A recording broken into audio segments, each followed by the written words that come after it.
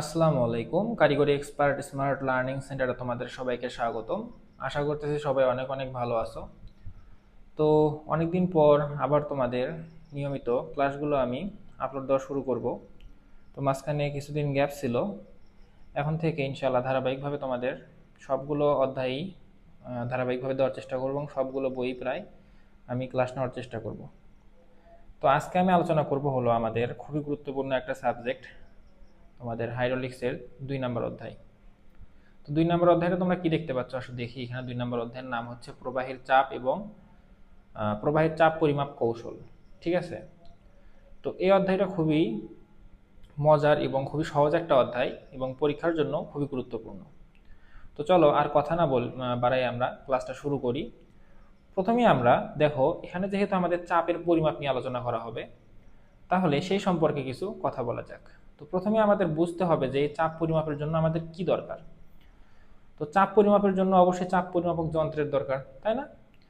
তো সেটাই আমাদের দেখো, প্রথমে আমাদের কি দেওয়া আছে, তোমাদের বইয়ের শুরুতে দেখতে পাবা যে প্রেসার গেজ নামে একটা জিনিস সম্পর্কে বলা হয়েছে।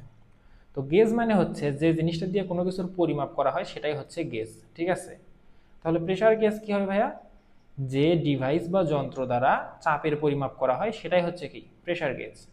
তাহলে এখানে কি বলবো দেখো, প্রবাহমান পদার্থ কি কি হতে পারে? তরল হতে পারে, বায়বীয় পদার্থও হতে পারে। তাহলে প্রবাহমান পদার্থের চাপ পরিমাপ করার ডিভাইসকেই প্রেসার গেজ বলা হয়। ঠিক আছে। এই প্রেসার গেজ নিয়েই আমাদের এই সম্পূর্ণ অধ্যায়ের আলোচনা। অর্থাৎ এই প্রেসার গেজ থেকে আমরা কিভাবে চাপের পরিমাণটা হিসাব করতে পারবো সেটাই হচ্ছে এই অধ্যায়ের আলোচনার বিষয়। তো এখানে তোমরা দেখতে পাচ্ছ আমাদের এরপরে বলা আছে যে প্রেসার গেজ হচ্ছে মূলত 2 প্রকার। ঠিক আছে। একটা হচ্ছে টিউব গেজ আর একটা হচ্ছে মেকানিক্যাল গেজ। এখন টিউব গেজ কি আবার মেকানিক্যাল গেজ কি, এই জিনিসটা সম্পর্কে আমাদের বুঝতে হবে। তোমরা সাইডে কিছু এখানে চিত্র দেখতে পাচ্ছ। ঠিক আছে। তো এখানে এই যে দেখো, আমাদের এইগুলো যে গোল গোল দেখতে পাচ্ছ, এগুলো কিন্তু আমাদের একটা পাইপের প্রস্থচ্ছেদ। অর্থাৎ একটা পাইপকে যদি আমরা এইভাবে কেটে ফেলি, এটা সামনের যে অংশটা দেখা যাবে, এই সামনের অংশটাই হচ্ছে আমাদের পাইপের এই প্রস্থচ্ছেদ, এগুলো অংশটা। ঠিক আছে। তো এটা প্রস্থচ্ছেদ কেটে দেখাইছে এবং এর সাইড দিয়ে দেখো একটা টিউব আকৃতির কিছু লাগানো আছে। ঠিক আছে। দেখো বিভিন্ন ধরনের টিউব। তো এইরকম টিউবের সাহায্যে যখন আমরা চাপের পরিমাপ করব, অর্থাৎ টিউব ভিত্তিক যে গেজগুলা সেগুলোকে আমরা বলবো হচ্ছে টিউব গেজ। ঠিক আছে। এবং আরেকটা আছে কি দেখো, মেকানিক্যাল গেজ। মেকানিক্যাল গেজ কি হবে? অবশ্যই মেকানিজম থাকবে, মেকানিক্যাল টাইপের কিছু জিনিস থাকবে, তাই না? তাহলে এই টিউব গেজগুলোতে আমাদের চাপের পরিমাণ হিসাব করে বের করতে হয়। ঠিক আছে।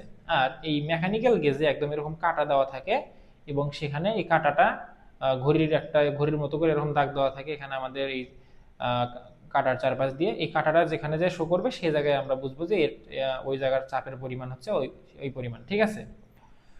তো আমাদের আশা করছি যে বুঝতে পারছো যে টিউব গেজ এবং মেকানিক্যাল গেজ জিনিসটা কি। এখন আসো আমরা টিউব গেজের প্রকারভেদ সম্পর্কে আলোচনা করব। টিউব গেজ হচ্ছে 2 প্রকার, একটা হচ্ছে পিজোমিটার, একটা হচ্ছে ম্যানোমিটার। ঠিক আছে। তো আপাতত তোমরা জাস্ট নামগুলো মনে রাখো, পরবর্তী স্লাইডে আমি তোমাদের এগুলো বিস্তারিত ব্যাখ্যা করব। তাহলে টিউব গেজ 2 প্রকার, একটা পিজোমিটার, একটা হলো ম্যানোমিটার। এখন আবার এই ম্যানোমিটারকে 4 ভাগে ভাগ করা হয়। একটা হচ্ছে সরল manometer, differential manometer, inverted differential manometer, আর একটা হচ্ছে মাইক্রো ম্যানোমিটার। ঠিক আছে।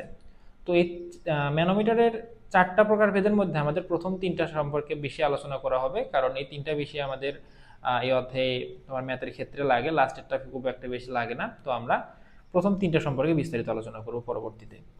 এরপর আমাদের মেকানিক্যাল গেজ আবার 3 প্রকার, একটা হচ্ছে বার্ডন টিউব প্রেসার গেজ, একটা হচ্ছে ডায়াফ্রাম প্রেসার গেজ, আর একটা হচ্ছে ডেড ওয়েট প্রেসার। ঠিক আছে।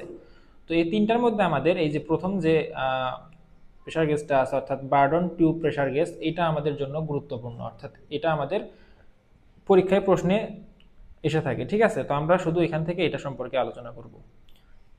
তো আশা করতেছি তোমরা প্রেসার গেজ কি এবং এর প্রকারভেদগুলো কি কি সেগুলো সম্পর্কে ধারণা পেয়ে গেছো। এখন আমরা এই প্রকারভেদগুলোর মধ্যে যেগুলো খুব বেশি ইম্পর্টেন্ট সেগুলো নিয়ে বিস্তারিত আলোচনা করব। তাহলে ভাইয়া তোমরা এখানে খেয়াল করো, আমরা এখন এই প্রেসার গেজের বিভিন্ন প্রকারভেদগুলো সম্পর্কে বিস্তারিত আলোচনা করব। এরপরে আমরা ম্যাথমেটিক্যাল টার্মসে চলে যাব। তো প্রথমে আমরা যে জিনিসটা সম্পর্কে আলোচনা করব সেটা হচ্ছে পিজোমিটার। অর্থাৎ টিউব গেজের যে 2টা প্রকারভেদ ছিল তার মধ্যে একটা ছিল কি পিজোমিটার। তো পিজোমিটার সম্পর্কে আমরা কিন্তু পূর্বে পরিচিত পূর্ব থেকেই, যারা তোমরা জিওটেকনিক্যাল ইঞ্জিনিয়ারিং এর 5 নাম্বার অধ্যায়টা খুব ভালোভাবে পড়ছো, তারা কিন্তু এটা সম্পর্কে অবগত থাকার কথা। আমরা ওখানে কি দেখছিলাম, ধরো এটা যদি ভূমির সারফেস হয়, আমরা যদি নির্দিষ্ট গভীরতা একটা প্রিজোমিটারকে প্রবেশ করাইতাম, তাহলে কি হতো, ওই ভূমির এই জায়গাতে পানির যে প্রেসার থাকতো সেই প্রেসারের উপর ভিত্তি করে এই টিউবের ভিতর দিয়ে পানিটা উপরে উঠে যেত। ঠিক আছে, সেখান থেকে আমরা হিসাব করে বলতে পারতাম যে এই মাটির মাঝে এই জায়গাটায় পানির চাপ এই পরিমাণে। ঠিক আছে, এখানেও একদম সেম মেকানিজম, জাস্ট এখানে আমরা কোনো একটা পাত্র অথবা পাইপের ভেতরকার চাপ পরিমাপ করার ক্ষেত্রে এই পিজোমিটারটা ব্যবহার করব। ঠিক আছে, তাহলে কিসের, কোনো পাত্রের ভিতর, পাত্রের অথবা পাইপের ভেতরে প্রবাহিত তরলের কি হবে, চাপ পরিমাপের ক্ষেত্রে ব্যবহৃত হবে। তাহলে ভাই পিজোমিটার হবে হচ্ছে এরকম টিউব আকৃতির একটা জিনিস, এরকম আমাদের টিউব আকৃতির একটা জিনিস হবে। ঠিক আছে, যেটা কিনা একটা পাইপের সঙ্গে ভাবে সংযোগ দেওয়া থাকবে। ঠিক আছে, পাইপের ভেতর দিয়ে পানি প্রবাহিত হবে, সেই পানির চাপ কি পরিমাণে থাকবে সেটার উপর ভিত্তি করে আমাদের পিজোমিটারের উপরে এই তরলটা বা পানিটা উঠে যাবে। ঠিক আছে, সেই হাইটটা আমরা এখান থেকে মেজারমেন্ট করে এই হাইট থেকে আমরা চাপের পরিমাণটা বের করে ফেলতে পারবো। তাহলে আমরা যদি পিজোমিটারের কিছু স্পেসিফিকেশন বলি, তাহলে আমরা বলতে পারবো যে পিজোমিটারের দুই মুখই খোলা থাকবে এবং এক মুখ কোনো পাত্র অথবা, এখানে দেখো আমাদের এই যে পাত্রের সঙ্গে এখানে একটা মুখ লাগানো এবং একটা মুখ উন্মুক্ত, অর্থাৎ বাতাসের সঙ্গে উন্মুক্ত থাকবে। ঠিক আছে, তো এটা যখন আমরা পাইপের সঙ্গে সংযোগ দেব, তখন কি হবে, পাইপের ভেতর দিয়ে প্রবাহিত তরলের কি থাকবে, অবশ্যই একটা চাপের তীব্রতা থাকবে, বা প্রবাহিত হওয়ার ফলে কি থাকবে, একটা চাপের কি থাকবে, ইন্টেন্সিটি থাকবে, তাই না? তাহলে এই চাপের তীব্রতার কারণে আমাদের এই পিজোমিটারের ভেতর দিয়ে পানি একটা নির্দিষ্ট হাইটে উঠে যাবে। ঠিক আছে, আমি যদিও পানি বলতেছি, এটা শুধু পানি হবে না, যে কোনো তরল পদার্থ হতে পারে। ঠিক আছে, তো তাহলে পানি তরল পদার্থটা কি হবে, একটা নির্দিষ্ট হাইটে উঠে যাবে, সেটার আমরা কি বলবো, এইচ। তাহলে এই এইচটা আমরা পরিমাপ করব, পরিমাপ করে নেওয়ার পরে কি করব, এই হাইট থেকে আমরা এই পাইপের ভেতরে প্রবাহিত তরলের চাপের তীব্রতা হিসাব করতে পারবো। কিভাবে, দেখো আমরা কি জানি, একটা সূত্র কি তোমাদের মনে আছে, ফার্স্ট অধ্যায়ে কিন্তু আমরা পড়ছিলাম, চাপের তীব্রতা P = ওমেগা এইচ। এটা কি তোমাদের মনে আছে? এটা কিন্তু তোমাদের মনে থাকার কথা, ফার্স্ট অধ্যায়ে কিন্তু আমরা এটা পড়ছি। তাহলে ওমেগা হচ্ছে কি, যে তরলটা এই পাইপের ভেতর দিয়ে প্রবাহিত হচ্ছে তার আপেক্ষিক ওজন এবং আপেক্ষিক গুরুত্ব, এবং এইচ হচ্ছে আমাদের এই পিজোমিটারে পানি কতটুক বা তরলটা কতটুক হাইটে উঠছে সেটার মেজারমেন্ট। ঠিক আছে, এই দুইটা গুণ করলে আমরা এই পাইপের ভেতর দিয়ে কি পরিমাণে বা কি চাপে পানি প্রবাহিত হচ্ছে বা তরল প্রবাহিত হচ্ছে সেটার একটা হিসাব পেয়ে যাব। ঠিক আছে, তো এটাই হচ্ছে আমাদের পিজোমিটারের মূলত কার্যকারিতা আর কি। ঠিক আছে, তো এক্ষেত্রে দেখা যাবে কি, এই পিজোমিটার দিয়ে আমরা বায়বীয় পদার্থের তোমার হচ্ছে চাপের তীব্রতা পরিমাপ করতে পারবো না। কারণ কি, দেখো তো এই পাইপের ভেতর দিয়ে যদি তোমার বাতাস বা বায়বীয় পদার্থ প্রবাহিত হয় এবং এখানে যদি আমরা পিজোমিটার লাগাই, তাহলে কি হবে, পিজোমিটার এই মুখটা উন্মুক্ত না বাতাসের সঙ্গে, বাতাসের সঙ্গে কিন্তু উন্মুক্ত। তাহলে কি হবে, এই বায়ুটা কিন্তু এদিক দিয়ে একদম বের হয়ে উড়ে চলে যাবে, এখানে কিন্তু আমরা মেজার নিতে পারবো না যে কতটুকু উপরে বায়ুটা উঠছে। ঠিক আছে, তো এই ক্ষেত্রে এটা একটা সীমাবদ্ধতা আছে কি, এটা দিয়ে আমরা বায়বীয় পদার্থের মেজারমেন্ট, চাপের তীব্রতার মেজারমেন্ট করতে পারবো না। ঠিক আছে, তো এই মোটামুটি পিজোমিটার সম্পর্কে আলোচনা। এখন আমরা কি করব, আসো পরবর্তী আলোচনায় চলে যাই। এখানে তোমরা দেখতে পাচ্ছ আমাদের টিউব গেজের আরেকটা প্রকারভেদ ছিল ম্যানোমিটার।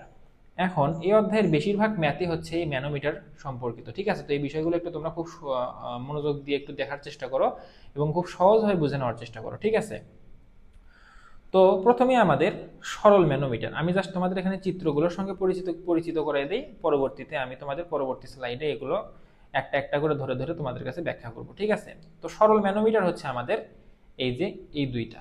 ঠিক আছে, এই দুইটা হচ্ছে আমাদের সরল ম্যানোমিটার। দেখো, একটা পাইপের সঙ্গে কি হয়েছে, ইউ আকৃতির একটা টিউব সংযুক্ত করা আছে। ঠিক আছে, এবং এই যে এটাও সেম, জাস্ট এখানে পার্থক্য কি আছে সেটা আমি পরবর্তীতে বুঝাবো। ঠিক আছে, তাহলে কি হবে, আমাদের পাইপের সঙ্গে এরকম ইউ আকৃতির একটা টিউব যদি সংযুক্ত থাকে, যার একটা পাইপের সঙ্গে এক মুখ পাইপের সঙ্গে লাগানো থাকবে এবং অপর মুখ কি থাকবে, বাতাসে উন্মুক্ত থাকবে, সেটা হচ্ছে আমাদের কি, সেটা হচ্ছে ভাই আমাদের সরল ম্যানোমিটার। ঠিক আছে, এরপরে দেখো ডিফারেনশিয়াল ম্যানোমিটার। ডিফারেনশিয়াল ম্যানোমিটার হচ্ছে এখানে এই যে এই দুইটা।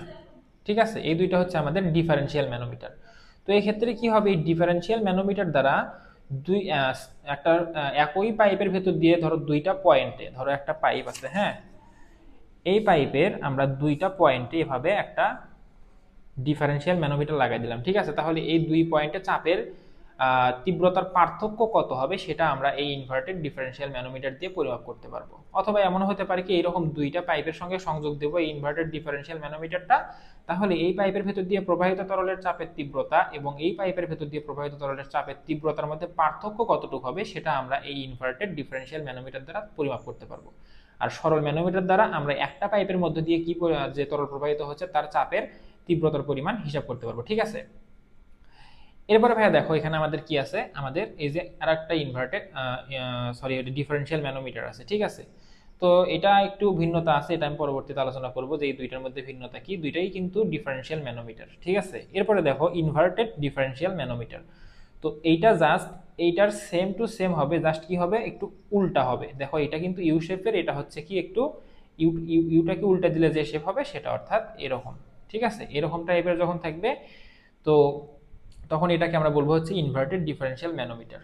তো অবশ্যই এদের কাজের মধ্যে ভিন্নতা আছে জন্যই দুইটাকে দুইভাবে ব্যাখ্যা করা হচ্ছে, তাই না? তো কি জন্য ভিন্নতা আছে এবং কি ভিন্নতা আছে সেটা আমরা পরবর্তী স্লাইডে চলো আলোচনা করব। তাহলে ভাইয়া আসো এখন আমরা কি করব, এই যে আমাদের ম্যানোমিটার আছে এই ম্যানোমিটারগুলো সম্পর্কে একটু বিস্তারিত আলোচনা করব এবং এই ম্যানোমিটার দিয়ে আমরা যে আমাদের হচ্ছে ম্যাথমেটিক্যাল টার্মসগুলো সমাধান করব সেখানের ক্ষেত্রে আমাদের সেই জন্য আমাদের কিছু সূত্র প্রতিপাদন করতে হবে। ঠিক আছে, অথবা আমাদের সংক্ষিপ্ত প্রশ্নও দিয়ে দিতে পারে যে প্রমাণ করার জন্য যে সরল ম্যানোমিটারের ক্ষেত্রে প্রমাণ করো যে এই সূত্রটা। ঠিক আছে, অথবা বলতে পারে যে ডিফারেনশিয়াল ম্যানোমিটারের ক্ষেত্রে প্রমাণ করো যে এই সূত্র। ঠিক আছে, তো আমরা সূত্রগুলো এখান থেকে প্রমাণ করব, প্লাস এখানে আমাদের এই বিষয়গুলো সম্পর্কে একটু হালকা পাতলা জানার চেষ্টা করব। তো প্রথমে আসো আমরা আলোচনা করব কি সরল ম্যানোমিটার নিয়ে। তো দেখো এটা হচ্ছে আমাদের সরল ম্যানোমিটার দুইটাই। ঠিক আছে, তো সরল ম্যানোমিটার যদি স্পেসিফিকেশন বলি তাহলে এটা একটা ইউ আকৃতির টিউব। ঠিক আছে, এবং এটার এক প্রান্ত পাইপের সঙ্গে সংযুক্ত থাকবে এবং অপর প্রান্ত বাতাসের সঙ্গে উন্মুক্ত থাকবে। ঠিক আছে, এবং পিজোমিটারের সঙ্গে এই ম্যানোমিটারগুলোর পার্থক্য হবে হলো এই ম্যানোমিটারগুলোর মধ্যে পাইপের মধ্যে দিয়ে যে তরল প্রবাহিত হচ্ছে ওই তরল ব্যতীতও এই ম্যানোমিটারের মধ্যে একটা কার্যকরী তরল বা ম্যানোমেট্রিক লিকুইড থাকবে। ঠিক আছে, সেটা পারদ হতে পারে বা অন্য কোনো লিকুইড হতে পারে। তাহলে দেখো এখানে আমাদের এই যে এখান থেকে শুরু করে এই যে এই হাইট পর্যন্ত হচ্ছে আমাদের ধরলাম পারদ আছে। ঠিক আছে, এবং এই ম্যানোমিটারটা পাইপের সঙ্গে সংযুক্ত করা হয়েছে। এখন এই পাইপের মধ্যে অবশ্যই কি আছে, তরলের একটা কি আছে, চাপ আছে বা চাপের তীব্রতা আছে। তার ফলে কি হবে, এই চাপের যে তীব্রতা আছে সেই চাপের ফলে এই আমাদের ভিতরে প্রবাহিত তরল পদার্থটা একটু কি হবে টিউবের ভিতরে চলে আসবে, তাই না? যেহেতু ভিতরে চাপ আছে, চাপ হলে কি হবে, বাইরে চলে আসার চেষ্টা করবে না, চেষ্টা করবে কিন্তু তাহলে বাইরে চলে আসার ফলে কি হবে, এই পারদটাকে ঠেলে সে উপরে উঠাই দিবে। ঠিক আছে, তো এখান থেকে আমরা হিসাব করব যে এই পারদটাকে সে কতটুকু ঠেলে উপরে উঠাইলো। ঠিক আছে, উপরে উঠানোর ফলে যতটুকু উপরে উঠালো এখান থেকে আমরা ক্যালকুলেশন করে আমরা কি করব, এই পাইপের ভেতরে চাপের তীব্রতা বের করব। ঠিক আছে, তো তোমাদের মনে এখন প্রশ্ন আসতে পারে এই সেম কাজটা তো আমরা পিজোমিটার দিয়েও করতে পারতেছিলাম, তাহলে এখানে আমাদের ম্যানোমিটারের দরকারটা কি ছিল? তো ধরো যে তরল পদার্থ পাইপের মধ্যে দিয়ে ধরো পানি প্রবাহিত হচ্ছে। ঠিক আছে, পানি কি আপেক্ষিক গুরুত্ব অন। ঠিক আছে, তো পানির কিন্তু যদি তুমি এই টিউবের সঙ্গে তোমার হচ্ছে একটা পিজোমিটার যুক্ত করো সেক্ষেত্রে কি হয়, পানি অনেক উপরে উঠে যাবে পিজোমিটারের উপর দিয়ে। ঠিক আছে, তাহলে সেক্ষেত্রে কি হয়, পিজোমিটারটা অনেক বড় বানাইতে হবে, তো সেটা একটা অসুবিধার সৃষ্টি করবে। কিন্তু এই সেম জিনিসটা যদি আমরা ধরো এই ম্যানোমিটার দিয়ে করি তাহলে কি হয়, ম্যানোমিটারের ভেতরে কি থাকবে, পারদ থাকবে। তাহলে পারদ কি হবে, অবশ্যই পানি বা ওই জাতীয় লিকুইডের থেকে কি হবে, ভারী হবে পারদ। তাহলে ওই পানির চাপ পারদটাকে অল্প একটু উপরে উঠাবে। ঠিক আছে, তাহলে সেখান থেকে এই অল্প একটু উপরে ওঠানোর ফলে ওই অল্প একটু জায়গা আমরা হিসাব করে বা ডিস্টেন্স হিসাব করে আমরা এটা সমাধান করতে পারবো। কিন্তু পিজোমিটারের ক্ষেত্রে কিন্তু সেটা হবে না, সেক্ষেত্রে পিজোমিটারের হাইটটা অনেক বেশি বানাইতে হবে। ঠিক আছে, তো এটা একটা অসুবিধার কারণে আমাদের এই ম্যানোমিটারের ডিজাইন করা হয়েছে। তাহলে এখন আসো আমরা এই ম্যানোমিটারের কি করব, একটা সূত্র আছে, সূত্রের প্রমাণ করব।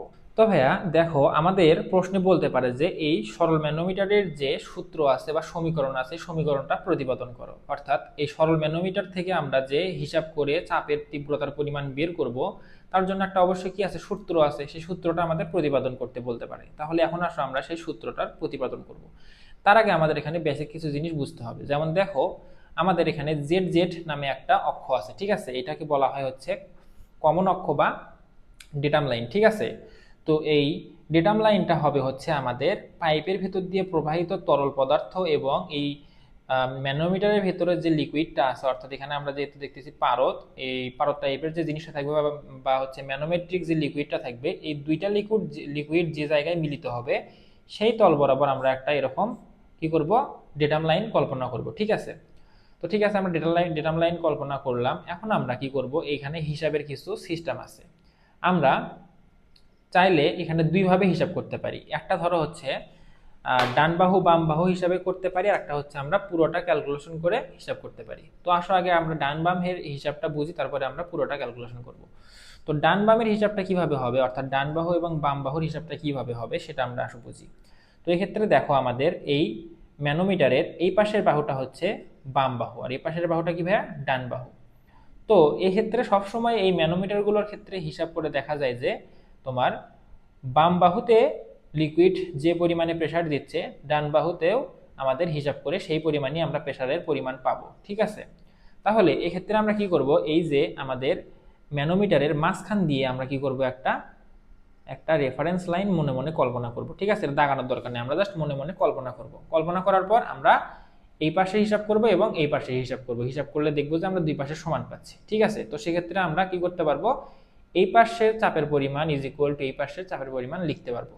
ঠিক আছে, তাহলে এখন আর একটা জিনিস তোমাদের বুঝতে হবে, আমাদের এই ম্যানোমিটারগুলোর ক্ষেত্রে এই রেফারেন্স লাইনের নিচে বা ডেটাম লাইনের নিচে যে যতটুকু লিকুইড থাকবে, এই লিকুইডটুকুর জন্য আমাদের চাপের পরিমাণ হিসাব করতে হয় না। ঠিক আছে, তাহলে আমরা এখন কি করব, এইটুকুর জন্য কি করব, আমরা চাপের পরিমাণ হিসাব করব না। ঠিক আছে, কি জন্য হিসাব করব না দেখো, আমি একটু পরে বলতেছি। দেখো, আমাদের যখন আমরা ম্যানোমিটারের হিসাব করব তখন আমরা এই পাশ থেকে, অর্থাৎ পাইপ থেকে শুরু করে আস্তে আস্তে এদিকে যাব। ঠিক আছে, আবার যখন ডান বাহুর হিসাব করব তখন এই যে মুক্ত প্রান্ত থেকে হিসাব করে আস্তে আস্তে এদিকে আসব।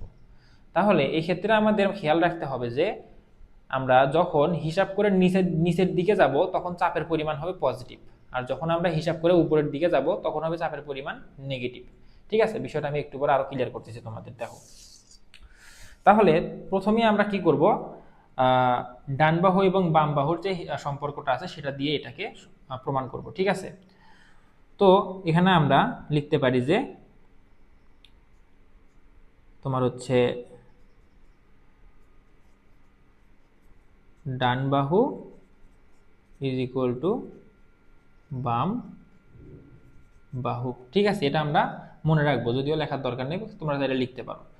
তো তাহলে এখন দেখো তো আমাদের কি হবে, আমরা ধরলাম যে এই যে পাইপের মধ্যে দিয়ে যে তরলটা প্রবাহিত হচ্ছে তার চাপের পরিমাণ হচ্ছে এইচ। ঠিক আছে, তাহলে এখান থেকে কিন্তু আমরা হিসাব শুরু করব। তাহলে আমাদের এই এইচ এর পরিমাণই কিন্তু বের করতে হবে। তাহলে এখানে আমরা কি লিখব, এইচ। ঠিক আছে, এখন দেখো তো আমরা এখান থেকে, যখন আমরা এখান থেকে নিচের দিকে যাচ্ছি, তাই না, এখান থেকে কিন্তু আমরা এখন নিচের দিকে যাচ্ছি, কারণ এই পাইপ থেকে বের হয়ে এখন আমরা এই যে এতটুক জায়গার জন্য, অর্থাৎ এইচ ওয়ানের জন্য, এইচ ওয়ান হাইটে যতটুকু লিকুইড আছে ততটুকুর জন্য আমরা এখন চাপের পরিমাণ হিসাব করব। তাহলে এর সঙ্গে আমরা এখন প্লাস দেবো, কারণ কি নিচের দিকে যাচ্ছি। তাহলে এখানে আমাদের হবে এইচ ওয়ান, এবং এই পাইপের ভিতর যে তরল পদার্থটা আছে তার আপেক্ষিক গুরুত্ব, সেটাকে আমরা প্রকাশ করি হচ্ছে এস ওয়ান দিয়ে। ঠিক আছে, এস দিয়ে প্রকাশ করি, যেহেতু এখানে এইচ ওয়ান ধরা হচ্ছে তাহলে এটাকে আমরা এস ওয়ান ধরবো। ঠিক আছে, তাহলে আমাদের দেখো তো রেফারেন্স লাইন পর্যন্ত আমাদের বাম বাহুর হিসাব করা শেষ। এখন ধরো আমরা কি করতে পারবো, ডান বাহুর হিসাব করব। তাহলে ইজ ইকুয়াল টু আমরা কি করব, দেখো ডান বাহুর এখন মুক্ত প্রান্ত থেকে নিচের দিকে আসবো। তাহলে ডান বাহুতে কি আছে, আমাদের ম্যানোমেট্রিক লিকুইড আছে, বা তোমার হচ্ছে কার্যকরী একটা তরল পদার্থ থাকবে, অন্য একটা তরল পদার্থ। ঠিক আছে, পাইপের ভিতর দিয়ে যেটা প্রবাহিত হচ্ছে সেটা ব্যতীত অন্য একটা তরল পদার্থ থাকবে এই ম্যানোমিটারের ভিতর। তাহলে সেটার আপেক্ষিক গুরুত্ব ধরলাম S2, এবং আমাদের এই পাইপের ভেতরে যে তরল পদার্থটা প্রবাহিত হচ্ছে তার চাপের ফলে এই আমাদের ম্যানোমেট্রিক লিকুইডটা একটা নির্দিষ্ট হাইটে উপরের দিকে উঠে গেছে, সেটা আমরা মেজার করে পাইছি হচ্ছে H2 পরিমাণ উপরে উঠছে। তাহলে H2 ইন্টু আমাদের কি হবে, S2, যেহেতু আমাদের এই লিকুইডের কি হবে, আপেক্ষিক গুরুত্ব অবশ্যই এটার থেকে ভিন্ন হবে, তাই না, যেহেতু দুই লিকুইড। তাহলে এখন দেখো আমরা কিন্তু এটা ক্যালকুলেশন করে ফেললাম। এখন আমরা কি করব, আমাদের লাগবে কি, এইচ এর পরিমাণ। তাহলে আমরা এইচ এর পরিমাণ কিভাবে বের করব, এখান থেকে এইচ ইজ ইকুয়াল টু আমরা কি লিখতে পারবো, এইচ ইজ ইকুয়াল টু আমরা যদি এইচ ওয়ান এস ওয়ানটাকে ওই পাশে পার করে দিই তাহলে কি পাবো, দেখো তো, H two S two minus H one S one, তাই না। তাহলে তোমাদের বইয়ে দেখো আমাদের এই যে 1 নাম্বার যে চিত্রটা আছে এই চিত্রের জন্য আমাদের সূত্রের হবে হচ্ছে এইটা। ঠিক আছে, এখন আমাদের একটা জিনিস খেয়াল, মানে তোমাদের যে বললাম যে ডেটাম লাইনের নিচের জন্য আমাদের কি করতে হয় না, চাপের পরিমাণ হিসাব করতে হয় না, ঠিক আছে। কি জন্য হিসাব করতে হয় না দেখো তো, এখান থেকে আমরা কি করতেছি দেখো, ধরো আমরা এখান থেকে হিসাব করে এই পর্যন্ত আসছি, ঠিক আছে, এই পাইপ থেকে হিসাব করে ডেটাম পর্যন্ত আসছি। এখন এখান থেকে ধরো আমরা নিচে নামলাম, ঠিক আছে, এই পর্যন্ত আমরা নামলাম, ধরলাম এইচ, এবং আপেক্ষিক গুরুত্ব ঠিক আছে, এটা যেহেতু আমাদের 2 নাম্বার অর্থাৎ ম্যানোমেট্রিক লিকুইড ধরলাম S2, ঠিক আছে। আবার সেম পরিমাণে কি হবে, এই পর্যন্ত হিসাব করে আসার পর ডান বাহুর পরে কি করতে হবে, আবার এতটুকু পরিমাণে কি করতে হবে, উপরের দিকে উঠতে হবে, তাহলে এটাও অবশ্যই এইচ এর পরিমাণ, এইচ এর সমপরিমাণই হবে। তাহলে এটাও এইচ এর সমপরিমাণ, এবং এখানে লিকুইডও হচ্ছে সেম লিকুইড অর্থাৎ S2। তাহলে দেখো তো, একবার নিচে নামতেছি পজিটিভ আর একবার উপরে উঠতেছি নেগেটিভ, তাহলে দুইটা কি কাটাকাটি হয়ে যাচ্ছে না, কাটাকাটি হয়ে যাচ্ছে কিন্তু। তাহলে এই জন্যই আমাদের রেফারেন্স লাইনের নিচের লিকুইডগুলোর জন্য হিসাব করা লাগে না, ঠিক আছে। রেফারেন্স লাইনের উপরে যে লিকুইডগুলো থাকবে সেগুলোর জন্যই শুধু আমরা হিসাব করব। তাহলে রেফারেন্স লাইনের উপরে দেখো এই পাশে আমাদের এই যে পাইপের ভেতর দিয়ে যে তরল প্রবাহিত হচ্ছে সেই তরলটা ছিল, সেই জন্য আমরা এটার জন্য হিসাব করছি H1 S1, এবং এই পাশে দেখো আমাদের রেফারেন্স লাইনের উপরে কি ছিল, ম্যানোমেট্রিক লিকুইড ছিল, যেটার আমাদের চাপের ফলে H2 পরিমাণ হাইট উপরে উঠে গেছে। এই হাইটের সঙ্গে আমরা কি করব, এই ম্যানোমেট্রিক লিকুইডের যে আপেক্ষিক গুরুত্ব অর্থাৎ S দেওয়া থাকবে সেটা গুণ করে দেব। তো এখানে আমরা সেটাকে S2 ধরে নিয়েছি, সেজন্য H2 S2। তাহলে এইভাবে আমরা প্রথম চিত্রের জন্য অর্থাৎ এই ধরনের সরল ম্যানোমিটারের জন্য সূত্র প্রতিপাদন করতে পারবো, ঠিক আছে। এখন আমাদের প্রশ্ন হচ্ছে, দুইটা তো দেখতে প্রায় সেম, পার্থক্য কই? দেখো, যখন আমাদের পাইপের ভেতরে পজিটিভ প্রেসার কাজ করবে তখন আমাদের এই তরলটা বাহিরের দিকে বের হয়ে এসে এই ম্যানোমেট্রিক লিকুইডটাকে প্রেসার দিয়ে উপরের দিকে তুলে দিবে, ঠিক আছে। তো এই ক্ষেত্রে হচ্ছে আমাদের পজিটিভ প্রেসার কাজ করতেছে। কিন্তু পাইপের মধ্যে যদি আমাদের নেগেটিভ প্রেসার কাজ করে তাহলে কি হবে দেখো তো, তখন কি হবে, নেগেটিভ প্রেসার কাজ করা মানে কি, পাইপ ভিতরের দিকে টেনে নিবে, তাই না, ভিতরের দিকে কিন্তু জিনিসটাকে টেনে নিবে, অর্থাৎ ভ্যাকুয়াম প্রেসার যদি কাজ করে তখন আমাদের কি করবে, পাইপ আরো ভিতরের দিকে লিকুইডটাকে টেনে নেওয়ার চেষ্টা করবে। তো সেক্ষেত্রে কি হবে দেখো, আমাদের ধরো এমনিতেই জেনারেল অবস্থায় ম্যানোমিটারের মধ্যে যদি লিকুইডটা এই অবস্থায় থাকে, ধরো এরকম অবস্থায় থাকবে অবশ্যই, যদি এরকম অবস্থায় থাকে, ঠিক আছে, অর্থাৎ এরকম একটা নির্দিষ্ট হাইটে ধরো প্রাথমিক অবস্থায় ছিল, টেনে নেওয়ার ফলে কি হবে, এটা অবশ্যই এই পাশের দিকে একটু উপরের দিকে উঠে যাবে, তাই না, অল্প একটু কিন্তু উপরের দিকে উঠে যাবে টেনে নেওয়ার ফলে। তাহলে এখানে যেহেতু নেগেটিভ প্রেসার কাজ করতেছে, তাহলে এই ক্ষেত্রে আমাদের তরলটা এইদিকে অর্থাৎ ম্যানোমেট্রিক লিকুইডটা পাইপের দিকে চলে যাবে, ঠিক আছে। আর যখন পজিটিভ প্রেসার কাজ করছিল তখন দেখো এটা বাইরের দিকে প্রেসার দিছে জন্য এটা উপরের দিকে চলে গেছে, ঠিক আছে। তাহলে এই ক্ষেত্রে আমরা কিভাবে হিসাব করব সেটা এখন দেখো, সেম টু সেম আমরা কি করব, এই ডান বাহু এবং বাম বাহু ধরে হিসাব করব। তাহলে এখানে দেখো তো ভাই, আমাদের বাম বাহুতে রেফারেন্স লাইনের উপরে কি কোনো লিকুইড আছে কি, এখানে কোনো লিকুইড নেই, তাহলে এখানে আমাদের কি হবে, ডান বাহুর জন্য কোনো হিসাব হবে না, শুধু বাম বাহুর জন্য হিসাব হবে, অর্থাৎ ডান বাহু ইজ ইকুয়াল টু 0, অর্থাৎ ডান বাহুতে কোনো চাপ নেই। তাহলে এই ক্ষেত্রে আমরা কি করব, পাইপের ভেতরে প্রেসার হচ্ছে এইচ, এটা হচ্ছে আমাদের 2 নাম্বার চিত্রের জন্য, এটা হচ্ছে আমাদের 1 নাম্বার চিত্রের জন্য। তাহলে 2 নাম্বার চিত্রের জন্য অর্থাৎ নেগেটিভ প্রেসার বা ভ্যাকুয়াম প্রেসারের ক্ষেত্রে আমাদের জিনিসটা হবে এরকম, পাইপের ভেতরের প্রেসার হচ্ছে এইচ, তারপর আমাদের পাইপ থেকে আমরা কি করতেছি, নিচের দিকে যাচ্ছি, তাই না, পাইপ থেকে কিন্তু নিচের দিকে যাচ্ছে, তাহলে আমাদের এখানে পজিটিভ প্রেসার সৃষ্টি হবে, পজিটিভ ধরে হিসাব করতে হবে, সৃষ্টি হবে না, পজিটিভ ধরে হিসাব করতে হবে, ঠিক আছে। তাহলে এখানে আমাদের এইচ প্লাস আমাদের এই যে পাইপের এখান থেকে এই যে প্রথম যে H1 আছে, এটা কি আমাদের পাইপের ভেতর দিয়ে যে তরলটা প্রবাহিত হচ্ছে সেই তরলের হাইট, তাহলে এটা হচ্ছে H1, এবং পাইপের ভেতরে যে তরল প্রবাহিত হচ্ছে তার আপেক্ষিক গুরুত্ব ধরলাম হচ্ছে S1, তাহলে H1 এবং S1 প্লাস আমাদের এখানে দেখো ম্যানোমেট্রিক যে লিকুইডটা আছে সেটাও হচ্ছে আমাদের কি আছে, H2 হাইট দ্বারা প্রকাশ করা হয়েছে। তাহলে এটাও কি হচ্ছে দেখো তো, এটাও আমরা কিন্তু পাইপ থেকে নিচের দিকে যাচ্ছি, তাই না, পাইপ থেকে কিন্তু নিচের দিকে যাচ্ছি, তাহলে নিচের দিকে গেলে কি হবে, নিচের দিকে গেলে হবে হচ্ছে প্লাস, তাহলে এখানে আমাদের H2 ইন্টু S2, তাহলে আমাদের ডান বাহুতে কি কোনো চাপ আছে, ডান বাহুতে কিন্তু কোনো চাপ নেই, তাহলে ইজ ইকুয়াল টু কি হবে, 0 হবে। তাহলে এখানে আমরা H যদি ক্যালকুলেশন করি তাহলে আমরা কি পাবো, তাহলে আমরা পাবো হলো minus H1 minus H2 S2, এটা যদি আমরা একটু সিম্পলিফাই করি তাহলে মাইনাসটা কমন নিয়ে নিলাম, H1 প্লাস H2 S2। তোমাদের বইতে লক্ষ্য করো এই জিনিসটাই করা আছে, ঠিক আছে। তো খুব বিষয়টা একটু মনে যদি জটিল লেগে থাকে তোমরা বিষয়টার একবার অ্যানালাইসিস করো যে জিনিসটা এখানে কি হচ্ছে, ঠিক আছে, তাহলে আশা করতেছি ভালোভাবে বুঝতে পারবা। এখন আসো আমরা পরবর্তী যে অংশটা আছে ডিফারেন্সিয়াল ম্যানোমিটার, এটার ক্ষেত্রে সূত্রের প্রতিপাদন করব এবং হচ্ছে আমাদের এই বিষয়টা সম্পর্কে একটু জানার চেষ্টা করব। তো এই আমাদের ডিফারেনশিয়াল ম্যানোমিটার হচ্ছে আমাদের কোন ক্ষেত্রে ব্যবহার করা হয় সেটা আগে আমরা বুঝি। ডিফারেনশিয়াল ম্যানোমিটার হচ্ছে একটা পাইপের দুইটা বিন্দুতে, ঠিক আছে, অর্থাৎ সেম পাইপেরই দুইটা বিন্দুতে চাপের পার্থক্য যখন আমরা নির্ণয় করব তখন আমরা এই ডিফারেনশিয়াল ম্যানোমিটার ব্যবহার করব। অথবা দুইটা পাইপের আমরা চাপের প্রবাহিত দুইটা পাইপের ভেতর দিয়ে যে তরল প্রবাহিত হচ্ছে সেই তরলের চাপের পার্থক্য নির্ণয় করব। ঠিক আছে, তাহলে কি করা হবে দেখো, এই ইনভার্টেড না, ডিফারেনশিয়াল ম্যানোমিটারটা কি করা হবে, এই পাইপের সঙ্গে একটা সংযোগ দেওয়া হবে, বি পাইপের সঙ্গে এক প্রান্ত সংযোগ দেওয়া হবে। ঠিক আছে, সংযোগ দেওয়ার ফলে কি হবে, এই দুই পাইপের মধ্যে চাপের যে একটা পার্থক্য আছে সেই পার্থক্যের কারণে এই লিকুইডটা যে কোনো একদিকে উঠে যাবে, হয় এদিকে উঠে যাবে না হলে এইদিকে উঠে যাবে। ঠিক আছে, যেই দিকে চাপ বেশি অর্থাৎ যে পাশের পাইপের চাপ বেশি সেই পাশে লিকুইডটা নিচে নেমে যাবে এবং যে পাশে পাইপের চাপ কম সেই পাশে উপরে উঠে যাবে। ঠিক আছে, তো প্রথম চিত্রের ক্ষেত্রে আমাদের এই পাইপে অর্থাৎ প্রথম পাইপের চাপ বেশির জন্য এর ভিতরের লিকুইডটা বাহিরে চলে আসছে এবং এটাকে ঠেলে এই পাশে উপরে উঠাই দিচ্ছে। ঠিক আছে, তো এই ক্ষেত্রে আমাদের এই পাইপের চাপ বেশি এবং এই পাইপের চাপ কম। ঠিক আছে, তো এখন আমরা ক্যালকুলেশন করলে বলতে পারবো যে এই দুই পাইপের মধ্যে চাপের পার্থক্য কতটুকু। ঠিক আছে, আবার সেম ক্ষেত্রে দেখো, আবার তোমার যদি এটা হচ্ছে আমাদের একই উচ্চতা বিশিষ্ট পাইপের ক্ষেত্রে যখন হবে, কিন্তু এই পাইপের দুইটার উচ্চতা যদি একই উচ্চতায় না থাকে অর্থাৎ একটা উপরে একটা যদি পাইপ নিচে হয় সেক্ষেত্রে আমরা এই ধরনের ডিফারেনশিয়াল ম্যানোমিটার ব্যবহার করব। ঠিক আছে, তো আসো আমরা দুই ক্ষেত্রেই এখন সূত্রের জন্য প্রমাণ করব।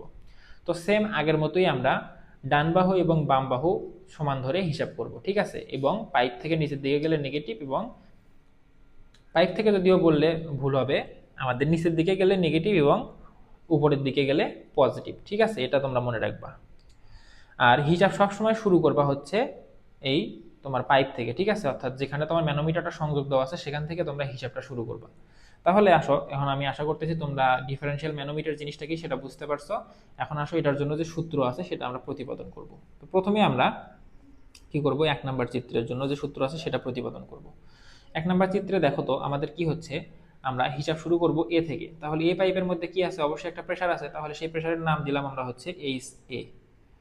ঠিক আছে, এখন এইচ এ, এই পাইপের জন্য হিসাব শেষ। এখন পাইপ থেকে আমাদের দেখো তো পাইপের যে লিকুইডটা আছে সেটা কতটুকু নিচে নেমে গেছে, এইচ ওয়ান পরিমাণ নিচের দিকে নেমে গেছে। ঠিক আছে, তাহলে এই এইচ ওয়ান পরিমাণ নেমে যাওয়ার ফলে এখানে কি পরিমাণ চাপ সৃষ্টি হবে সেটা হিসাব করব। তাহলে যেহেতু নিচের দিকে গেছে পজিটিভ, এইচ ওয়ান ইন্টু এই লিকুইডের নাম দিলাম এস ওয়ান। ঠিক আছে, তাহলে এস ওয়ান। এরপর দেখো কি হবে, এরপর আমাদের এখানে দেখো কি আছে, আমাদের হচ্ছে আমরা এই যে জেড জেড অক্ষ পর্যন্ত চলে আসলাম। এখন জেড জেড অক্ষ বা ডেটাম লাইনের নিচের জন্য তো আমি তো বলছি তোমাদের হিসাব করার প্রয়োজন নেই। ঠিক আছে, যেটা কি জন্য প্রয়োজন নেই সেটা কিন্তু আমি ওখানে বুঝাইলাম, যে যতটুকু তুমি নিচে নামবা আবার এই পাশে ততটুকু উপরে ওঠা লাগবে, এই জন্য দুই পাশে কাটাকাটি হয়ে যায়। এই জন্য আমাদের এই ডেটাম লাইনের নিচে বা ডেটাম লাইনের উপরে নিচের জন্য কি করতে হয় না, হিসাব করতে হয় না। ঠিক আছে, তো এখন দেখো আমাদের কি হবে, এই পাশে হিসাব করা শেষ অর্থাৎ বাম বাহুর হিসাব শেষ। এখন আমরা ডান বাহুর হিসাব করব, ইজ ইকুয়াল দিলাম। এখন ডান বাহুর ক্ষেত্রে বি পাইপ, তাই না, তাহলে বি পাইপের ভেতরে প্রেসারের পরিমাণ ধরলাম এইচ বি পরিমাণে। ঠিক আছে, এইচ বি পরিমাণে। এখন এখান থেকে কি হচ্ছে, আমরা আবার নিচের দিকে নামতেছি। কি পরিমাণে নিচের দিকে নামতেছি দেখো তো, এখানে আমরা এইচ থ্রি পরিমাণে নিচের দিকে নামতেছি। ঠিক আছে, তাহলে প্লাস এইচ থ্রি, এই লিকুইড আর এই লিকুইড আমরা এই ক্ষেত্রে ধরে নিলাম যে দুই পাইপের মধ্যে দিয়ে সেম লিকুইড প্রবাহিত হচ্ছে। ঠিক আছে, তাহলে এই লিকুইডের আপেক্ষিক গুরুত্ব যদি এসএন হয় তাহলে এই লিকুইডেরও আপেক্ষিক গুরুত্ব কি হবে, এস ওয়ানই হবে। ঠিক আছে, এরপরে আমাদের দেখো তো আমাদের এই পর্যন্ত হিসাব শেষ পাইপ থেকে। এখন আমাদের কি করতে হবে, এই যে ম্যানোমেট্রিক লিকুইডটা আছে বা পারদ আছে, এই পারদের জন্য হিসাব করতে হবে, তাই না। তাহলে দেখো তো পারদের হাইট কতটুকু, এইচ টু পরিমাণে। তাহলে এখানে আমাদের যেহেতু নিচের দিকে আসতেছে তাহলে প্লাস এইচ টু, আমরা পারদের জন্য আপেক্ষিক গুরুত্ব ধরে নিলাম এস টু। ঠিক আছে, তাহলে দেখো আমাদের মোটামুটি একটা হিসাব চলে আসলো। কিন্তু এখন আমরা এটাকে আরো একটু সিম্পলিফাই করব। এখানে একটা জিনিস তোমাদের ভালোভাবে বুঝতে হবে। ঠিক আছে, এইচ এ লিখে দিলাম। এখন এই যে এইচ ওয়ান যে জিনিসটা আছে এই জিনিসটা একটু তোমরা ভালো করে খেয়াল করো। ঠিক আছে, এই এইচ ওয়ান কি করতে পারি আমরা, দেখো তো এই এইচ ওয়ান কে আমরা ভেঙে এই যে H three plus H two লিখতে পারি না, লিখতে পারি। কিন্তু দেখো তো এইচ ওয়ান হচ্ছে এখান থেকে এই পর্যন্ত, আবার এখান থেকে এই পর্যন্ত এইচ থ্রি, আবার এখান থেকে এই পর্যন্ত হচ্ছে এইচ টু। তাহলে এই এইচ ওয়ানকে ভেঙে আমরা H three plus H two লিখতে পারি। কিন্তু তাহলে আমরা এটা কিভাবে লিখবো, প্লাস এই এইচ ওয়ানকে ভেঙে লিখবো H2 প্লাস H3 ইন্টু আমাদের সাথে ছিল কি S1, ঠিক আছে। ইজ ইকুয়াল টু কি আছে, ইজ ইকুয়াল টু আমি একটু নিচে লিখলাম যদিও এখানে দুইটা এক জায়গায় হয়ে যাবে তাছাড়া। তাহলে এই পাশে আমাদের ছিল হচ্ছে HB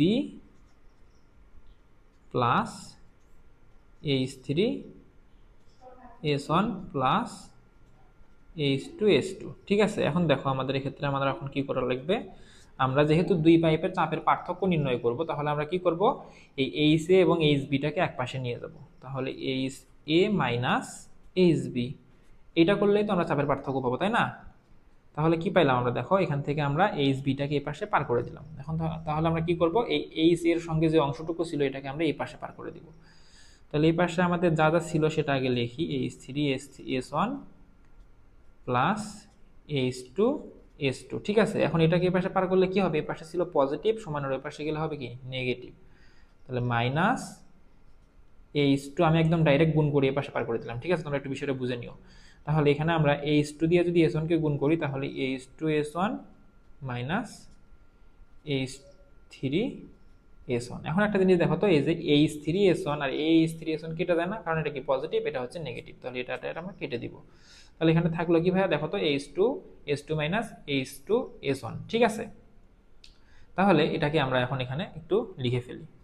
তাহলে HA minus HB is equal two H2 S2 minus আমাদের H2 S1। এখান থেকে আমরা কি করতে পারি, H2 কমন নিয়ে নিতে পারি। তাহলে H2 S2 মাইনাস S1, ঠিক আছে। তোমাদের বইয়ে হয়তো বা H2টাকে কি করছে, H ধরছে, ঠিক আছে। তোমরা চাইলে এটাকে H ধরতেও পারো, ঠিক আছে, তাতে কোনো সমস্যা নেই। জাস্ট খালি এখানে কি হবে, তখন H চলে আসবে H2 জায়গায়।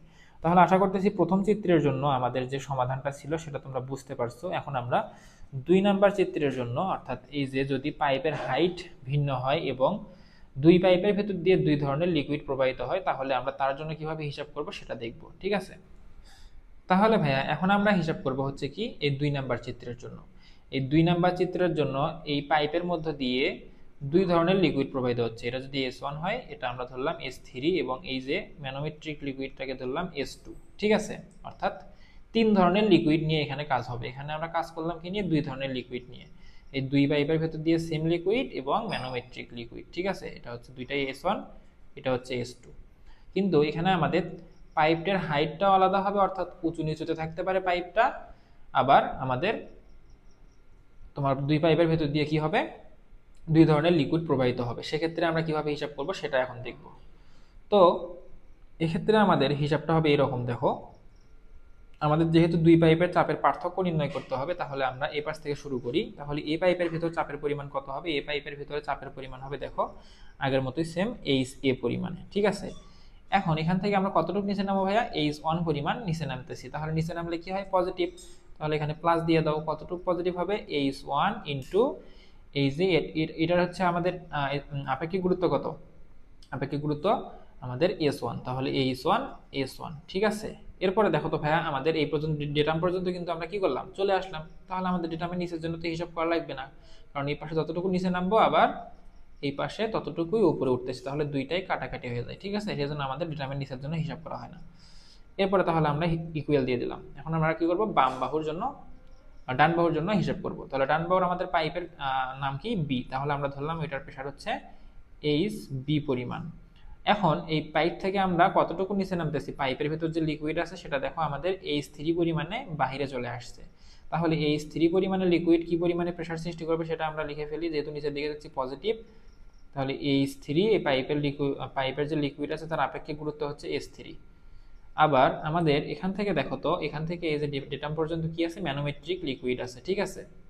তো এই ক্ষেত্রে আমাদের H2 পরিমাণে নিচের দিকে এটা আছে, অর্থাৎ H2 পরিমাণ উচ্চতায় ডেটাম থেকে এই আমাদের ম্যানোমেট্রিক লিকুইডটা আছে। তাহলে এটাকে আমরা কি বলতে পারবো, যেহেতু নিচের দিকে যাচ্ছি পাইপ থেকে, বা আমরা নিচের দিকে হিসাব করতেছি, সেই জন্য কি হবে আমাদের এখানে H2 S2, যেহেতু আমরা এটার আপেক্ষিক গুরুত্ব S2 ধরছি, ঠিক আছে। তাহলে দেখো আমাদের কিন্তু মোটামুটি ক্যালকুলেশনটা শেষ, এটা একটু সহজই ছিল। এখান থেকে আমরা কি করব, HA minus HB is equal two আমরা লিখতে পারবো কি, দেখো তো এই পাশে আমাদের ছিল H3 S3 plus H2 just এটা এই পাশে যায় কি হবে মাইনাস হয়ে যাবে H1 তাহলে দেখো তোমাদের বইয়ে কিন্তু এইভাবে এই সূত্রটা প্রতিপাদন করা আছে। ঠিক আছে, তো আশা করতেছি তোমরা এই সরল ম্যানোমিটার এবং ডিফারেনশিয়াল ম্যানোমিটারের ক্ষেত্রে যে সূত্রের প্রতিপাদন এই বিষয় দুটো তোমরা বুঝতে পারছো এবং জিনিসটা কোন ক্ষেত্রে কাজে লাগে সেটাও বুঝতে পারছো। ঠিক আছে, সরল ম্যানোমিটার দিয়ে শুধু একটা পাইপের ভিতরে চাপের পরিমাণ হিসাব করা হয় এবং ডিফারেনশিয়াল ম্যানোমিটার দিয়ে দুইটা পাইপের ভিতরে যে চাপ আছে সেই চাপের পার্থক্যের পরিমাণ হিসাব করা হয়। ঠিক আছে, তো এই হচ্ছে দুইটার মধ্যে পার্থক্য। এখন আসো আমরা পরবর্তী স্লাইডে চলে যাব। তাহলে ভাইয়া এখন আসো আমরা আলোচনা করব হলো ইনভার্টেড ডিফারেনশিয়াল ম্যানোমিটার দ্বারা। ঠিক আছে, তো ইনভার্টেড ডিফারেনশিয়াল ম্যানোমিটার দেখতে হবে কি রকম ভাইয়া? ডিফারেনশিয়াল ম্যানোমিটার দেখতে যেরকম ছিল সেটারই জাস্ট উল্টা রকম। ঠিক আছে, অর্থাৎ ডিফারেনশিয়াল ম্যানোমিটার ছিল কি রকম? ইউ শেপের, তাই না? এরকম ইউ শেপের ছিল। ঠিক আছে, কিন্তু ইনভার্টেড ডিফারেনশিয়াল ম্যানোমিটার হবে উল্টা ইউ। ঠিক আছে, এরকম উল্টা ইউ টাইপের। এখন অবশ্যই দুইটার মধ্যে পার্থক্য আছে, তাই না? অবশ্যই পার্থক্য আছে। তো ডিফারেনশিয়াল ম্যানোমিটারের ক্ষেত্রে ম্যানোমিটারের ভেতরে যে লিকুইডটা ব্যবহার করা হয় অর্থাৎ যে ম্যানোমেট্রিক লিকুইডটা আছে সেটা তুলনামূলক পাইপের ভেতর দিয়ে প্রবাহিত তরলের থেকে বেশি আপেক্ষিক গুরুত্বের হয়, অর্থাৎ ভারী টাইপের হয়। ঠিক আছে, আর ইনভার্টেড ডিফারেনশিয়াল ম্যানোমিটারের ক্ষেত্রে যে ম্যানোমেট্রিক লিকুইডটা ব্যবহার করা হয় সেটা পাইপের ভেতর দিয়ে প্রবাহিত তরলের তুলনায় কি হয়? কম আপেক্ষিক গুরুত্বের হয়। তাহলে এখান থেকে আমরা কি বলতে পারবো ভাইয়া? ডিফারেনশিয়াল ম্যানোমিটার দ্বারা অধিক চাপের পরিমাপ করা হয় জন্যই সেখানে অধিক আপেক্ষিক গুরুত্বের আমাদের ম্যানোমেট্রিক লিকুইড ব্যবহার করা হয়। ঠিক আছে, আর আমাদের ইনভার্টেড ডিফারেনশিয়াল ম্যানোমিটার দ্বারা খুব সূক্ষ্ম চাপের পরিমাপ করা হয়, অর্থাৎ দুইটা পাইপের মধ্যে সূক্ষ্ম চাপের পার্থক্য পরিমাপ করার জন্য আমাদের ইনভার্টেড ডিফারেনশিয়াল ম্যানোমিটার ব্যবহার করা হয়। তো সেক্ষেত্রে দেখো এটা যেহেতু ওইটার তুলনায় কি, ওইটার তুলনায় ওইটা যদি ইউ শেপের হয় অর্থাৎ এই টাইপের হয়, ওইটা যদি এরকম ইউ শেপের হয় সেক্ষেত্রে কি হচ্ছে? আমাদের লিকুইডটা কিন্তু আমাদের যদি ভারীও হয় সেটা কিন্তু পাইপের ভেতরে চলে যাওয়ার কোনো সম্ভাবনা নেই, অর্থাৎ দুই পাশে যদি পাইপ থাকে এটা কিন্তু পাইপের ভেতরে চলে যাওয়ার সম্ভাবনা নেই। কিন্তু আমাদের ইনভার্টেড ডিফারেনশিয়াল ম্যানোমিটারে যদি আমরা ভারী আপেক্ষিক অর্থাৎ অধিক আপেক্ষিক গুরুত্বের ম্যানোমেট্রিক লিকুইড ব্যবহার করি তো সেক্ষেত্রে কি হবে? এই লিকুইডটা গ্র্যাভিটির কারণে অর্থাৎ অভিকর্ষ তোমার যে আমাদের যে মাধ্যাকর্ষণ বল আছে সেই মাধ্যাকর্ষণ বলের কারণে কি হবে? নিচের দিকে নেমে এসে পাইপের ভেতর দিয়ে প্রবাহিত হয়ে চলে যাবে। ঠিক আছে, অর্থাৎ পাইপের ভেতর দিয়ে তরলটা ফ্লো হয়ে চলে যাবে, তখন কিন্তু ম্যানোমিটারটাই নষ্ট হয়ে যাবে, তাই না? নষ্ট হয়ে যাবে। তো এই জন্য ইনভার্টেড ডিফারেনশিয়াল ম্যানোমিটার দ্বারা ম্যানোমিটারের ভিতরে কম আপেক্ষিক গুরুত্বের অর্থাৎ হালকা টাইপের আমাদের ম্যানোমেট্রিক লিকুইড ব্যবহার করা হয়। ঠিক আছে, তো এই ছিল এইটা সম্পর্কে কথা। এখন আসো আমরা কি করব? এটার জন্য সূত্রের প্রতিপাদন করব। ঠিক আছে, তাহলে ভাইয়া এটাও আমরা আগের মতোই ডান বাহুর চাপ ইজ ইকুয়াল টু বাম বাহুর চাপ এই সূত্র দ্বারাই সমাধান করব। তাহলে আমরা যদি ডান পাশ থেকে বাম পাশ থেকে হিসাব করা শুরু করি তাহলে আমরা ধরলাম এই পাইপের ভেতর দিয়ে যে তরলটা প্রবাহিত হচ্ছে সেটার আপেক্ষিক গুরুত্ব S1, ম্যানোমেট্রিক লিকুইড হচ্ছে S2 এবং আমাদের এই পাইপের ভেতর দিয়ে যে তরলটা প্রবাহিত হচ্ছে সেটা হচ্ছে আমাদের S3 আপেক্ষিক গুরুত্বের তরল। ঠিক আছে, তাহলে আমাদের এখন কি করতে হবে? এই মানে ইনভার্টেড ডিফারেনশিয়াল ম্যানোমিটার দ্বারা যে চাপের পরিমাণ বার করব সেটা আমাদের সূত্রের সাহায্যে কিভাবে সূত্রটা প্রতিপাদন করব সেটা আমরা দেখাবো। তাহলে আমরা কি করব? বাম পাশ থেকে যেহেতু হিসাব শুরু করব তাহলে বাম পাশের পাইপের চাপের পরিমাণ ধরলাম HA, যেহেতু আমাদের এই পাইপের নাম হচ্ছে এ পাইপ, এটা ধরলাম আমাদের এ পাইপ, এটা ধরলাম বি পাইপ। ঠিক আছে, তাহলে সেক্ষেত্রে কি হবে? আমাদের HA। এখন এই পাইপ থেকে আমরা কি করতেছি দেখো তো, এবার আমরা কিন্তু পাইপ থেকে উপরের দিকে যাচ্ছি ভাইয়া, দেখি। ঠিক আছে, তাহলে কিন্তু আমাদের এখন কি করতে হবে? উপরের দিকে গেলে আমাদের এই ম্যানোমিটারের হিসাবের ক্ষেত্রে মাইনাস ধরে হিসাব করতে হয়। তাহলে এখানে আমরা মাইনাস ধরবো, মাইনাস ধরে H1 ইন্টু পাইপের ভেতরে যে তরলটা ছিল তার আপেক্ষিক গুরুত্ব হচ্ছে S1। ঠিক আছে, এখন দেখো তো ভাইয়া আমাদের কি করলাম? আমরা ডেটাম পর্যন্ত চলে আসছি। এখন আমি তোমাদের আগে বলছিলাম যে ডেটামের নিচের জন্য হিসাব করতে হয় না, কিন্তু কথাটা সেরকম হবে না।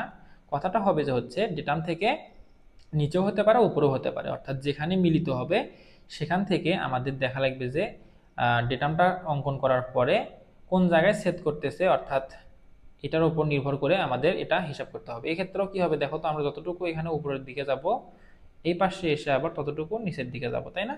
তাহলে যেহেতু এখান থেকে এই পর্যন্ত একই পরিমাণ সেম জাতীয় লিকুইড, তাহলে এই পাশে উপরের দিকে ওঠার ফলে যে পরিমাণ চাপ হিসাব হবে আবার নিচের দিকে নামার ফলেও সেই পরিমাণে চাপের হিসাব হবে, কিন্তু কি হবে, এই ক্ষেত্রে হবে নেগেটিভ, এই ক্ষেত্রে হবে পজিটিভ, তাহলে দুইটা কাটাকাটি হয়ে যাবে। ঠিক আছে, এই জন্যই আমাদের এই রেফারেন্স লাইনের বা ডেটাম থেকে এরকম অবস্থায় চাপের হিসাব করা হয় না। ঠিক আছে, তাহলে আমরা তো এই যে ডেটাম পর্যন্ত চলে আসলাম, এখন আমরা তাহলে বাম বাহুর কাজ শেষ, এখন আমরা কি করব, হ্যাঁ বাম বাহুর কাজ শেষ, এখন আমরা ডান বাহুর কাজ করব। তাহলে ইজ ইকুয়াল টু দিয়ে আমরা কি লিখবো ভাইয়া, ইজ ইকুয়াল টু দিয়ে লিখবো আমরা এইচ বি, অর্থাৎ বি পাইপের চাপ আমাদের আবার কি করতে হচ্ছে, উপরের দিকে যেতে হচ্ছে, তাই না, মাইনাস আমাদের কি হবে এইচ থ্রি, আমাদের এই পাইপের ভেতর দিয়ে প্রবাহিত তরলের আপেক্ষিক গুরুত্ব কত, এস থ্রি, তাহলে এস থ্রি। ঠিক আছে, আবার মাইনাস, কারণ আবার উপরের দিকে যাচ্ছি, এইচ টু, আবার ম্যানোমেট্রিক লিকুইডকে আমরা কি ধরেছিলাম, এস টু। ঠিক আছে, তাহলে দেখো তো এটা যদি আমরা এখন হিসাব করি তাহলে কি পাবো, H A is equal to, is equal to না, H A minus H B যদি আমরা করি তাহলে পাবো হলো, এই যে এখানে এটা কি ছিল, মাইনাস ছিল, এটাকে আমরা এই পাশে পার করে দিলাম, তাই না, তাহলে H one S one minus H two S two minus H three S three. তোমরা তোমাদের বইটা একটু খেয়াল করে দেখো, তোমাদের বইও কিন্তু জিনিসটা এভাবেই প্রমাণ করছে। ঠিক আছে, তো এখানে তোমরা কি করতে পারো, মাইনাসটা কমন নিয়ে একটু সিম্পলিফাই করতে পারো, এইচ ওয়ান এস ওয়ান মাইনাসটা কমন নিয়ে নিলাম, H two S two plus H three S three. ঠিক আছে, তো এটা হচ্ছে আমাদের এই ইনভার্টেড ডিফারেনশিয়াল ম্যানোমিটারের জন্য সূত্র।